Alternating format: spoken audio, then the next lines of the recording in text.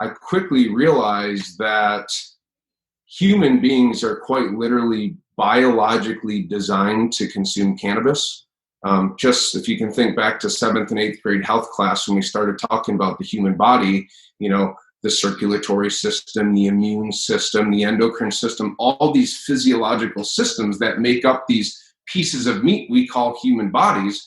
Well, there's another body system that needed to be added to that curriculum, and that's the endocannabinoid system. And simply put, the endocannabinoid system is your body's master regulator, right? It's essentially your body's thermostat. If you think of a thermostat, if you sent the temperature in a room to 70 degrees and it goes to 75, the AC is going to kick on and kick it down 5 degrees. Same thing if it gets too cool. The heat's going to kick on and it's going to keep it balanced, right? That's exactly what the endocannabinoid system does. It's this very complex biochemical signaling system that is essentially communicating amongst all these other body systems to keep in this state of what's called homeostasis, which is a scientific word for balance. It was one of those things where I realized, holy cow, not only is this not this dangerous criminalized drug that I've been taught, but it's arguably one of, if not the most medicinal plants in the entire world, next to the mushroom species. Welcome to Rochester Business Connections, powered by Valbert Marketing, LLC, where I get the chance to chat with Rochester, New York's very best business owners, entrepreneurs, and thought leaders. I am your host, Ben Albert. Don't forget to subscribe, and remember, we don't do advertisements. My fee for this show is simple. If you gain value from the episode, personally share with a friend and explain your favorite part. Let's get started. Love it. Full spectrum. Full spectrum, baby. That's what it's all about. Well, welcome everyone to Rochester Business Connections. I am here with Steve of Tiva, and I'm excited to have you here. You're up in a high rise. Where are you at right now, man? I'm in the Metropolitan Building, downtown Rochester. Beautiful view, right? It looks like it's snowing slightly, and snow's falling down, sun's out. You love it. You gotta love looking at the city from a bird's eye view. Absolutely. And Steve, you are the owner and founder of Tiva Naturals. You're the host of Steve's Cannabis show. And simply put, Tiva is full spectrum CBD, right? You're all into ultimately natural ways to heal the body. And what got you in the industry in the first place, man? Yeah, well, we really are a natural products company.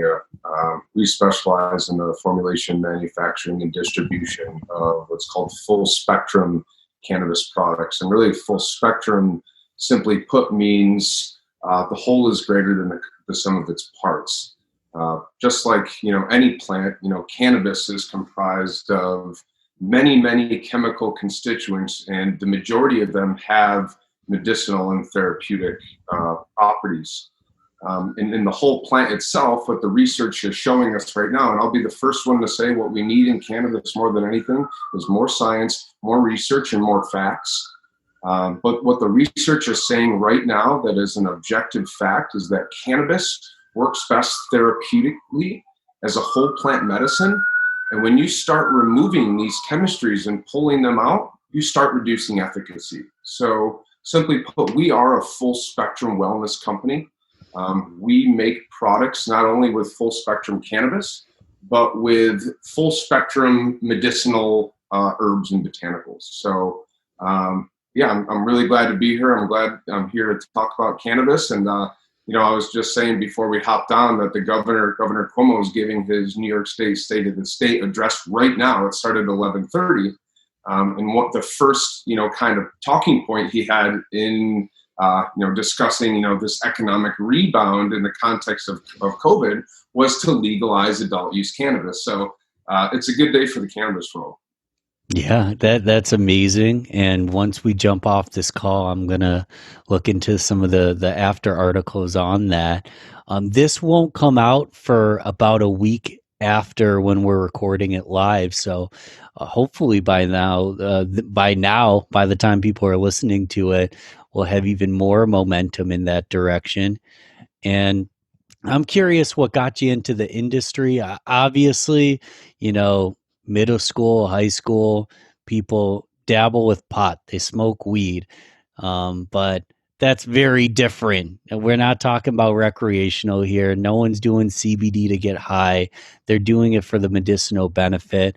And I'm wondering, if you have a reason, a why, or a series of events that got you into the industry. Were you like me and just a high schooler, rebelling and smoking weed and suddenly realized that it helped me focus and to help me chill out in times of stress and dive deeper? Or what's your story or your why behind what brought you into the industry itself? Yeah, funny enough, I didn't even start smoking weed and consuming cannabis until I was in college. I was actually very much against it in early high school. I was always, as most of us were taught, this was a drug. It was bad for you. It was highly stigmatized. I started consuming recreationally in college here and there. I was more of a drinker than I was a smoker. But after college, and when I, kind of started into my entrepreneurial journey, I started having, developing a lot of the same entrepreneurial stresses that most entrepreneurs do. You're broke, sleep deprived, you're wondering, are you going to make it? If you're going to make it, there's a lot of unknowns in the life of an entrepreneur. And comes that, I started having some mental health issues. I've always had trouble concentrating. So I went to the doctor, I was put on Adderall. Before I know it, I started concentrating again, but I was now having trouble sleeping. Mm. So I found myself at the doctor again. Sure enough, I was prescribed trazodone. Now I could sleep. Now I could concentrate. Now I could sleep. But now I was waking up groggy. I had a little, lack of motivation. I just started to feel blah. So I went back to the doctor again and said, these are the symptoms I'm having. I'm starting to be, anxious. I'm starting to have some depression issues. Now what? So then came, my last prescription of Zoloft. And before I knew it, I was taking a daily prescribed regimen of Adderall, trazodone, and Zoloft to manage all of these ailments. And to be honest, Ben, it really sucked the soul out of you. That combination of drugs sucked every bit of emotion and empathy and joy out of me, to the point that I had started having some really dark thoughts, thoughts that you never think that you'll have until you do. Questioning my purpose, questioning whether I even wanted to be around anymore. And I knew that it wasn't me because, to be honest, I didn't really have anything in my life at that moment that, I had the stresses and anxieties of, daily life and entrepreneurship, but nothing that would make me feel like that. I have a great family. I had a great support circle. I knew that I was chemically imbalanced, and I knew that I had to make a change. So lucky right around that time that I was thinking I needed to get off these things, I had a friend who's a nurse practitioner introduced me to CBD. She was really educated on the subject. I really only knew that smoking weed gets you high, and I knew of this molecule THC, but I didn't really have any other understanding of anything else at that point. And she had recommended, so a lot of people are actually using this product for sleep issues and for anxiety. Maybe you should try it. I had nothing to lose, and I got myself a bottle and started using it at night before bed. At the same time, I also told myself I was going to try to wean myself off these drugs. Fast forward 40 days from the start of taking CBD, I had taken myself off of all of the trazodone, all of the Zoloft, and went from 30 milligrams of Adderall a day to 5 milligrams a couple times a week. It was really profound.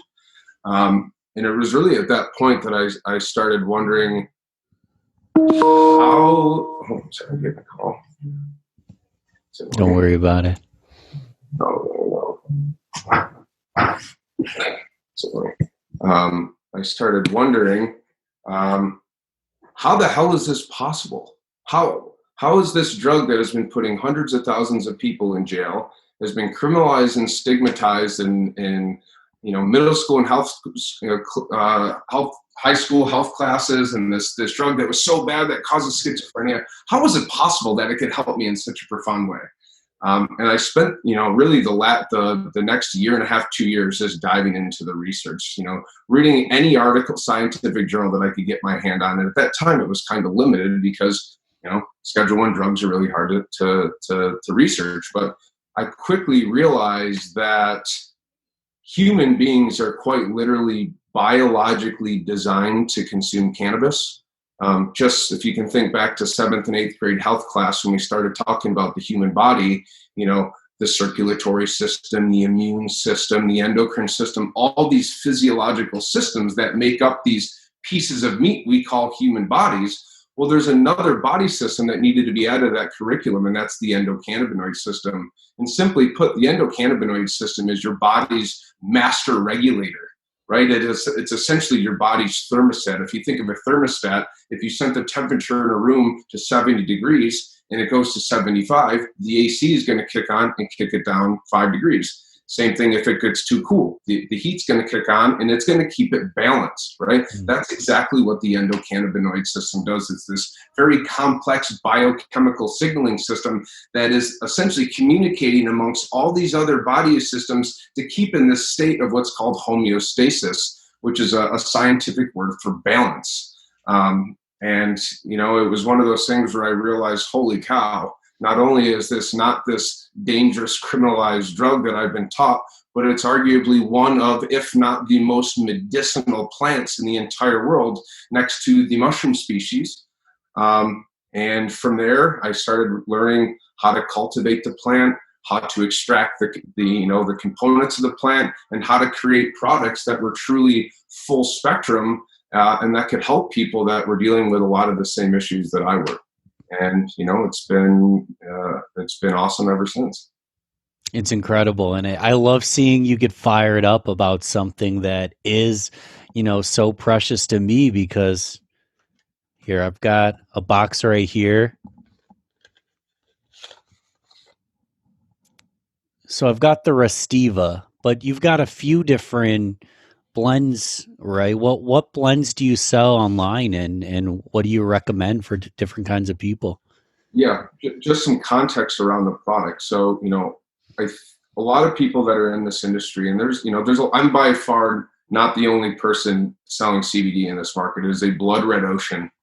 But when I started learning about the medicinal potential of full spectrum cannabis, I started to think about all the other, this realm of other medicinal plants outside of cannabis. The first thing that comes to mind is valerian root, right? One of the most powerful natural sleep and anxiety products on the market. So I'm starting to think, what would happen if you combined full spectrum cannabis with these other medicinal herbs that have been used for thousands and thousands of years, right? Right. So I, kind of look at cannabis as an ingredient, right? A lot of companies sell, whether it's CBD isolate, broad spectrum, or full spectrum, they only sell these products as like a single ingredient. So what we did is we said, let's make a cake, right? Let's essentially make a recipe where we can take full spectrum cannabis as a base, which works for sleep, for anxiety, for pain, for cognitive calming, for recovery. And let's start to tailor these products towards specific ailments, right? By adding these other very curated medicinal herbs. So I have currently 3 products that I'm selling. Restiva, which is a sleep product that has the likes of hops and oats and catnip and skullcap and lemon balm and a whole bunch of other herbs in it that are curated towards sleep. My immune system product, which is actually the most recent product I formulated in the wake of COVID, is a potent immune system blend that really looks at immune system function from a full spectrum perspective. I kind of look at Tiva like a home security system, right? If you look at 2 houses, one house has, just a spotlight on the front, and the other house has the spotlight, cameras all over the place, a moat, and armed guards. It's going to be a lot harder to penetrate or rob the second more secure house. That's what Tiva is designed to. It's multiple lines of defense for your immune system. For example, shiitake mushroom extract. I don't know how much you're familiar with mushrooms, but if you sun dry mushrooms gills up in the sun for 48 hours, it increases their levels of vitamin D exponentially. It's a phenomenon. And vitamin D, as we know, is it's a hormone rather, that's very it's great for immune system function. So combined with CBD, which we were talking about before, which is research is showing to be a very potent, what's called cytokine mitigator, right? It reduces these inflammatory markers, which are a lot of the times responsible for sickness ailments or the symptoms involved with COVID. With these other medicinal herbs designed for immune system, we have this very complex, very true, fully full spectrum immune system product. And my final product that we have out right now is called Comfort Tiva. This is a pain management product. So CBD is obviously profoundly beneficial for pain, as cannabis is as a whole. Really, the CBD THC blends are great for cannabis or for pain. We all know people who are using cannabis to mitigate pain. It's very powerful, and I think it will ultimately be one of the most powerful, widely used pain management products in the country, if not the world, when we get there. But what's really cool is the first ingredient that we use outside of full spectrum CBD is a plant called white willow bark. So white willow bark, it's really active pharmacological ingredient in there. Its API is called salicin, right? Salicin is, salicylic acid is what Tylenol is made out of, or aspirin. So white willow bark in and of itself is a very potent anti-inflammatory and analgesic product, coupled with ghost pipe and California poppy. Right? Poppy family is a really popular analgesic property. That's where like the opiate plants come from. Those are obviously great pain management tools. So when you look at full spectrum CBD and all these other plants, these have really been blended in a very tea-like way to create products that have between 500 and 1,000 active chemical constituents, all working together in their own unique way, designed for whatever ailment that you choose from. So this is kind of something new that I haven't shared, but we also have 2 products in the pipeline that we're going to be launching by March. Awesome. One called Nurtiva. While I can't legally say it's an anxiety product, we have to call it a cognitive calming product, because an anxiety is a medical claim, and the language that you use in this industry is you have to be very careful. That'll be designed for people to take who struggle with anxiety. You get up, you have your coffee, you have your morning Tiva, and it's designed to calm the brain. Lord knows we could all need that this time of year, this time. And our other product, which I'm really excited about, is called Fit Tiva, and that is a product designed to enhance post-workout recovery. Just like you'll take your protein shake after you work out, or whatever your post-exercise routine is, you would add this into your routine to reduce inflammation and therefore reduce the time that you recover. So a whole suite of products out, all designed and curated towards very popular ailments, but with the addition of these other very potent and organically and ethically sourced medicinal herbs. I believe that we now have the most therapeutic cannabis wellness products on the market. That's what I love to hear. Where do people find it? Right now, we're selling online, tivacbd.com. We're a full e-commerce platform. We'll be introducing a subscription plan in the next month. So right now, tivacbd.com. We have a couple retail stores. They're not local in Rochester, though. I have some other retail clients in the region. But yeah, if you're looking for a product, tivacbd.com is the place to go. Yeah, and I've got some right here. I've done it myself. I've got the Restiva, and I'm just going to vent for a moment for you, Steve, and ultimately tell you a little bit about this product from my point of view. Because for me, so I've been in and on and off. I like to party. I like to drink. Ever since high school, I've been an on and off drinker almost every weekend for over 10 years. And as of November 25th, I haven't had an ounce of alcohol. I've been completely sober. Don't know if I'm going to be sober forever. I do enjoy a glass of wine. I do enjoy sitting back, having some bourbon on ice, but I completely wanted to heal myself, get that out of my body, get it out of my liver. And I felt great since doing so, right? But the first week, without a doubt, in the first few weeks, total insomnia. you start to realize that you're dependent on something when, you have a big day, you're exercising, you have a lot of energy, and you just can't chill at the end of the night. And you're used to having a glass of wine or relaxing, and you just can't chill at the end of the night. And, a combination of valerian root tea, which I love to drink at night, and obviously this Restiva here, I've been for a while, it was taking me, I was drinking just the valerian root. I was taking melatonin. I don't know if you've heard this before, but melatonin was giving me worse insomnia. I couldn't sleep when I was taking just melatonin. I don't know why. It just wouldn't work for me. I think that maybe I'm having too much screen time, this or that. But I drink my tea about hour before bed. I do this Restiva, like 20 minutes before I'm like actually trying to pass out and fall asleep. And not only am I finally, it didn't happen overnight, withdrawal from alcohol drinking sucks. But I'm falling asleep really easily.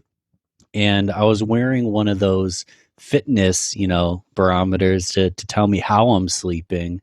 And I'm getting like a third of my sleep is completely deep, which the body only needs an hour or two a night. I'm getting like over 2 hours of deep sleep. And one thing that's unique to me, because I'm the kind of guy that wakes up in the middle of the night and I always have to pee. Even if I don't have to pee, I wake up and I go pee. It's just always been a thing for me. For once in my life, I'm actually getting like 6 to 7 hours straight without being, woken up once or twice because my girlfriend's kicking around or I had a dream or this or that. So I've been falling asleep easier. I've been sleeping, for a longer period of time, deeper. And I contribute it to not drinking alcohol. I contribute it to the valerian root. And then obviously I contribute it to the CBD being just like a cocktail of greatness for my body. And where the venting really comes into play is half of our household here has COVID right now. This is going to come out a week after we're having the conversation. Hopefully it's completely gone. You can message me when you hear this, ask me how I'm doing, but 2 of 4 of us have COVID. I feel like poop and have had some Dayquil today, which is something I try to avoid. I'd rather keep it natural, but that stuff really seems to help. And I'm wondering, CBD, a product like this, do you know, is this helpful for me to get over the sickness I'm feeling, to reduce my effects of COVID? I know these are bold statements, but is this going to help me or my family get over the sickness? Do you have any feedback on that? Well, yes, I do. And obviously, I will always give a little pretense as I'm not a doctor. I'm not a PhD. I'm an avid reader and I'm highly researched in this field. And you can't go to college and get a degree in endocannabinoid science. You have to do it yourself. They don't even teach about the endocannabinoid system in medical school. I am very well versed in endocannabinoid science and cannabinoid biochemistry. And what the research says right now, and again, what we need more than anything is more research. Right. The research right now, because of CBD is a very potent anti-inflammatory, right? And inflammation is one of the most foundational contributors to acute and chronic illness, right? And really what COVID is a hyper-inflammatory response, where we've heard this term called the cytokine storm. Cytokines are inflammatory markers that lead to sickness and, these bad symptoms of COVID and even death. And mitigating these cytokines is what seems to be a very effective therapeutic in preventing a lot of the bad negative consequences of COVID. So there's been a few really powerful recent publications that have been looking at CBD's effect on cytokine production and mitigation. And what the research says right now is that, yes, cannabidiol, CBD, works very well at mitigating cytokines, okay? The problem is the question that we don't really know right now, because these, like we said earlier, cannabis and hemp works best as a full spectrum product. And when you start removing these chemistries, right, you pull the THC out, you pull the terpenes out, you pull the flavonoids out, all of a sudden so you get this CBD isolate, which from a Western medicine perspective, it's, 99% pure. It must work very well. Wrong. Get that out of your head now. Cannabis works best when it's as closest to the plant and reduces efficacy when you start to remove these chemistries. A lot of these new studies, while they show CBD as a potent anti-inflammatory and actually reducing these cytokines, are done with CBD isolates or a combination of CBD and THC without the other beneficial compounds. I kind of always like to look at like a basketball team where CBD is LeBron James and the rest of the molecules are everybody else. LeBron James is arguably the best basketball player that ever lived, but I hate to break it to you, he would lose 1-on-5 versus a high school basketball team. You need these other players, these 4 other players, regardless of how minor their role is, to truly get the synergy of a team, right? We look at synergy as 1 + 1 = 3. So not only is CBD as an isolate or as a CBD THC product very powerful at mitigating these cytokine storms in the context of COVID and other inflammatory issues, but what happens when you add all the original compounds, the cannabinoids, flavonoids, and terpenes that come with the cannabis plant, along with the multitude of other chemical constituents involved, within these other herbal products? One has to assume, with what we know about the potency and efficacy of full spectrum plant products, that it can only be more beneficial. So to sum up your question, yes, the research says right now that CBD as an anti-inflammatory tool can and will mitigate cytokine release. The problem is right now, and this is a big industry problem, is dose response. How much product do you need to take to induce a response, right? We don't really know because there's still a lot of research to be done. Sure. But what I can tell you, and a big term that you'll hear in this industry, is bioavailability, which is this concept of how much of the substance can your body actually absorb. If you take 1 milligrams, right? Or if you take 100 milligrams, is your body only absorbing 20? Is it absorbing 60? Is it absorbing 100, right? CBD has a relatively low bioavailability, and the bioavailability changes depending on what medium that you take it. Smoking is one way, and edibles are one way, tinctures are one way, and tinctures right now seem to be the best option. That's why we use tinctures, because when you take a CBD product or any product, it goes through what's called your first pass metabolism, right? It goes through your gut, through your liver, and it gets processed. And within that process, it degrades and breaks down these molecules just like it does with food. So you could eat 100 milligram gummy, but when all is said and done, you may only be getting 20 or 30 or 50 milligrams. We don't really know.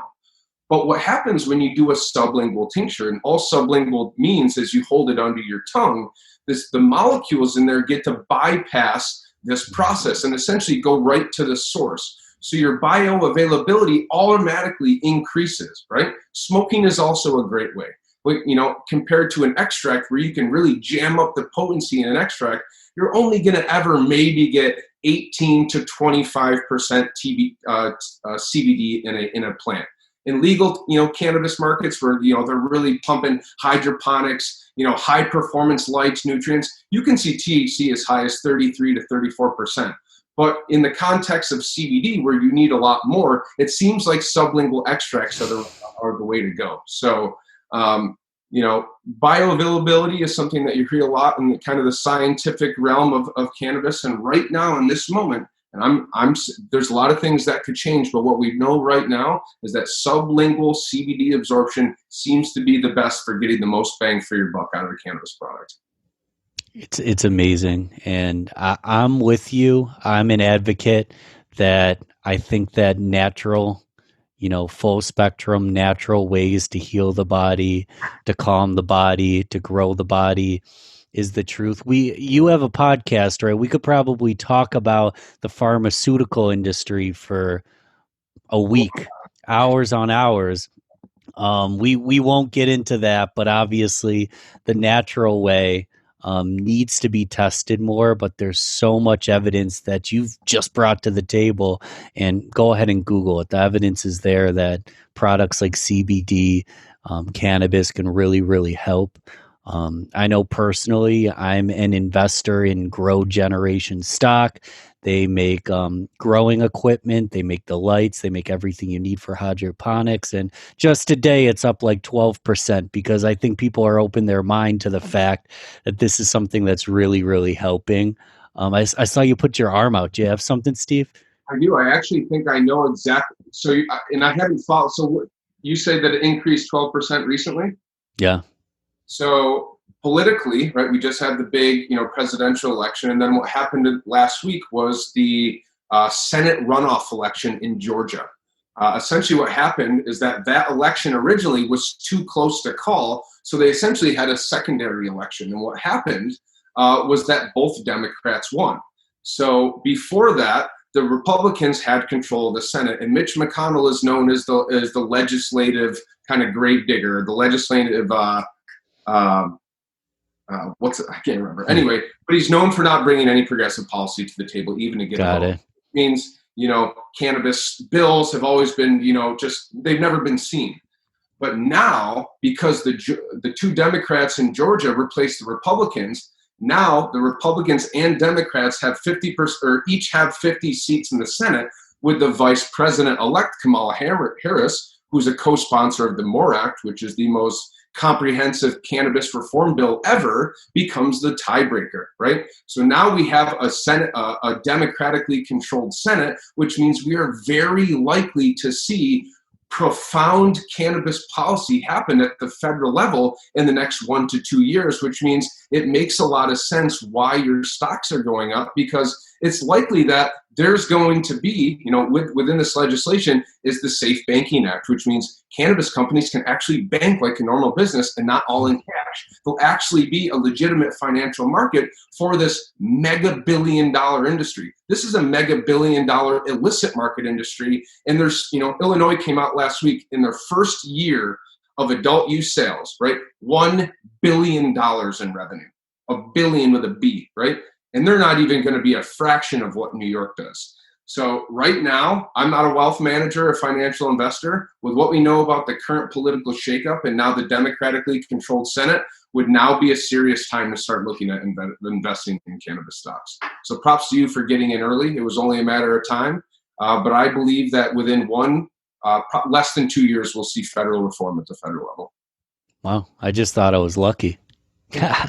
but ultimately, yeah, anybody who likes investing in stocks, Grow Generation, they produce the hydroponic equipment needed to grow cannabis. So rather than ultimately taking a risk on this cannabis company or this cannabis company or this one, you can actually go to the number one source that makes all those companies thrive. And I love what you said there, because ultimately it doesn't matter if you're a progressive, a capitalist. This is going to be great for our country as a whole. It's I don't know.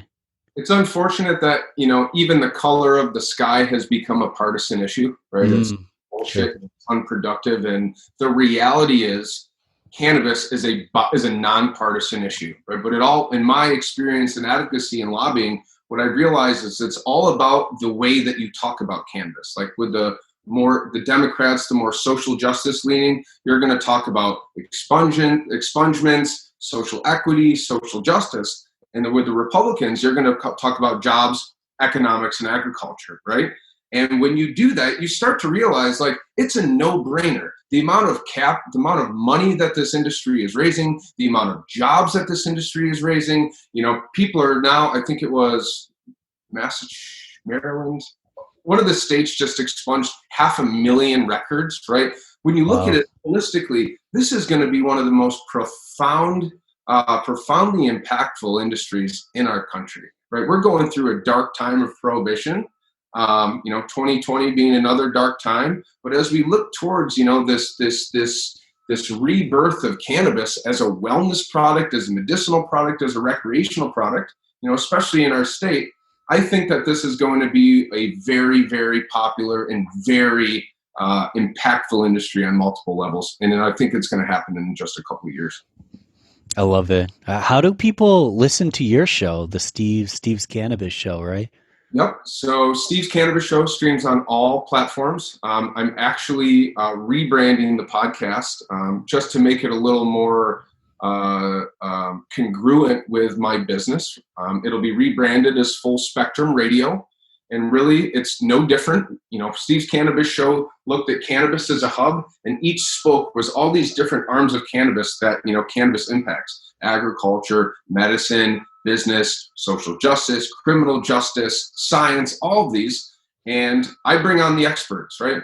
It's easy for me to somebody to get on here and talk about things, but when you have certain letters attached to your name and you do research in the field and you're an expert, that's where legitimacy comes from. So really the podcast designed at looking at cannabis from all these different angles and talking about what's hot, what's not, things that are emerging in the field.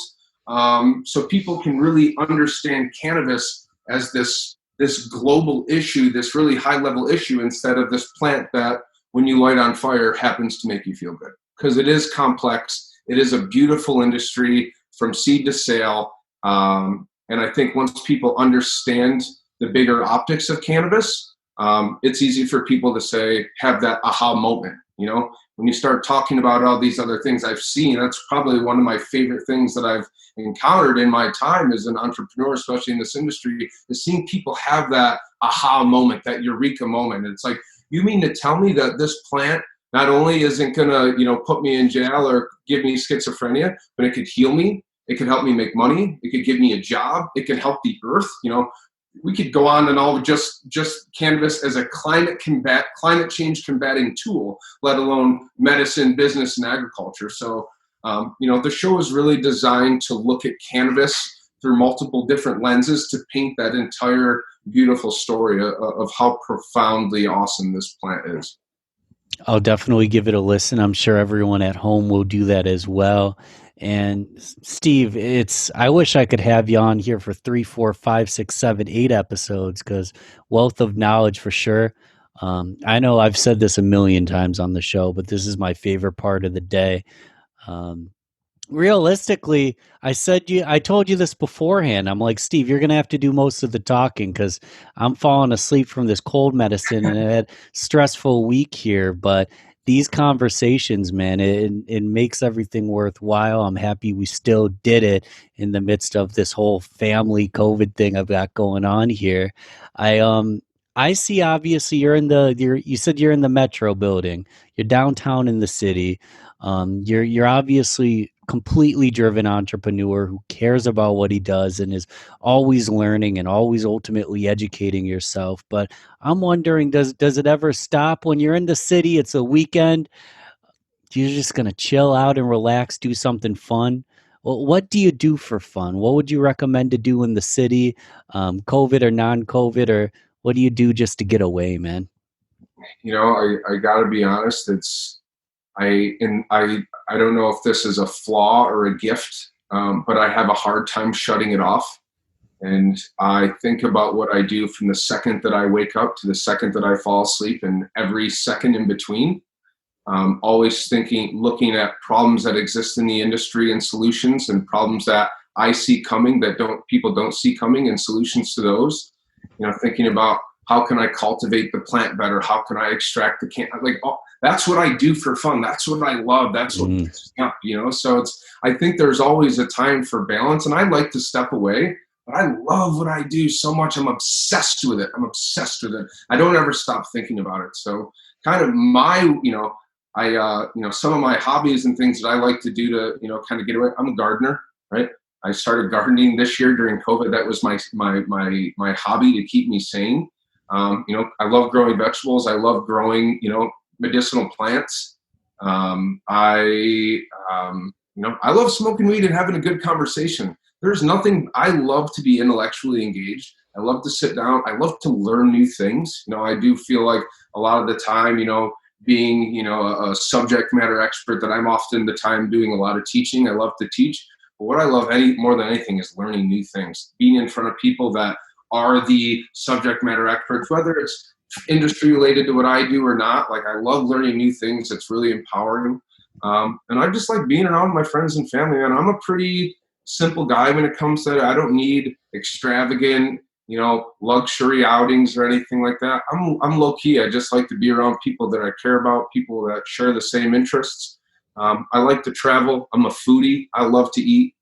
Luckily Rochester is a great place we have a great food, kind of a consumption culture between our food scene, our craft beer and wine industry. So anytime I can get out and just have a good meal, I like supporting small businesses. I actually, there was an awesome article in City Newspaper last week for this place called the Sweet Basil Cafe, which is out in Victor, and I don't get out to Victor too often. So my girlfriend and I, we packed up, went to Victor last night, had some ramen. So I like to just, kind of see what's up with the local food scene, try out, support local businesses, and just, have conversations like this. This is one of my favorite things to do, and I'm very grateful that you had me on. I really appreciate what you do for the city, what you do for small businesses. This is if there's any time to be supporting a small business and to be getting that message out there, it's now. There's a lot of people out there who aren't as lucky as us and some other people that are really struggling. Restaurants shutting down, businesses going under. It's horrible. So anytime you can get a chance to go out, support your small businesses, support your mom and pop shops, buy local. I think that does a lot of good for the ecosystem of the city. I'm with you 1,000,000%. And Steve, ultimately, I like that you're obsessed. If you look at the most successful entrepreneurs, the most powerful entrepreneurs, they had to put in 40, 60, 80 hours a week to get ultimately the train moving. And then once you have that speed, once you're going on that momentum, you can reach more people, you can touch more people, you can help more people. But it's going to take a lot of work. So I love to see that you're driven to get it done, and you are obsessed with this, ultimately in an industry that could help a lot of people. And that's the end game, right? We're ultimately revolutionizing the way people look at these kind of things and helping, one person at a time, which it's noble, man. I love it. I love it. I appreciate it, man. I always appreciate the chance to come on an awesome platform like this and talk about the things that I love. And if we walk out of here changing one person's perception on the plant, we'll have done our job. So real quick, rapid fire round, just to get to know you a little bit better. Either or questions, you can always fill in the blank, just so we can, know Steve at a little deeper level. Are you a coffee or tea drinker? I am a coffee drinker, but I am slowly moving into tea. Okay. But coffee primarily. Got it. What about beer or wine? I do love a good full-bodied red, but I also love craft beer. I was always a beer drinker. Now I don't like how it always makes me feel kind of bloated, but man, I do love a good full-bodied red at night. I'll tell you that. Absolutely. What about cats and dogs? However, I had a couple cats in a past life, and I actually really learned to like cats. But I think dogs, they're man and woman's best friend. Yeah. What about a podcast versus a classic book? Oh man, I do love reading. But sometimes I'm traveling a lot, and obviously reading while driving is pretty dangerous. So I do appreciate a good podcast. I think both. I think a book will always win. There's something about words on a page, and being able to kind of, I don't know. But I do love a good podcast, but books over podcasts. Listen, man, my answer to almost every one of these questions is both. So I'm with you there. Social media, if someone wants to keep in touch with you, make a friend, keep in touch with everything you're doing to educate and grow your business, what social media platforms can we find you on? Not Parler, that's for sure. LinkedIn is kind of my go-to choice. I have profiles on Facebook and Instagram. I'm weaning myself off of those. I think, some of those platforms, specifically Facebook, has become increasingly toxic, not to mention they're very censored with cannabis stuff. So luckily, LinkedIn has been very open to cannabis. They're awesome. Props to LinkedIn. I think that they're going to be immensely successful for that. So you can find me on LinkedIn, Steve VanDeWalle. Love it. And how do we buy Tiva? How do we ultimately make that purchase if we're looking for, CBD to help us? Yeah, www.tivacbd.com. And I put together a friends and family discount to take 15% off. It's Friends 15 with a capital F. So if you're looking to try our products, that should knock about $30 off your product. I'd love for you to, and feedback, always welcome, good or bad. I'm always, my favorite part about what I do is product formulation. How can I make products that are going to help people feel better and optimize their life? So if it doesn't work for you, if you'd like to see a better flavor, if you want something new, please reach out. I love feedback. I love to have conversations with people. So don't feel free to reach out anytime. Got it. So yeah, everybody grab a pen and paper. It sounds like it's Friends 15 with a capital F, Friends 15. You'll save on your first. Is that for every purchase or just a one-time deal? That can be for every purchase. Hey, I just came to mind, but ultimately you got to make the first purchase to make the second, third, and fourth. So Friends 15. A lot of this is new to me in terms of the educational, side of things, Steve. So I learned a bunch, from a higher level. Is there anything that I should have asked you or would have asked you if I had known a little bit more about the industry? I think you asked a lot of great questions. I think we could have a 5-hour podcast about each one of these different spokes of cannabis. Right. Politics alone, medicine alone. I think that my brand is definitely more rooted in the science and kind of therapeutic side.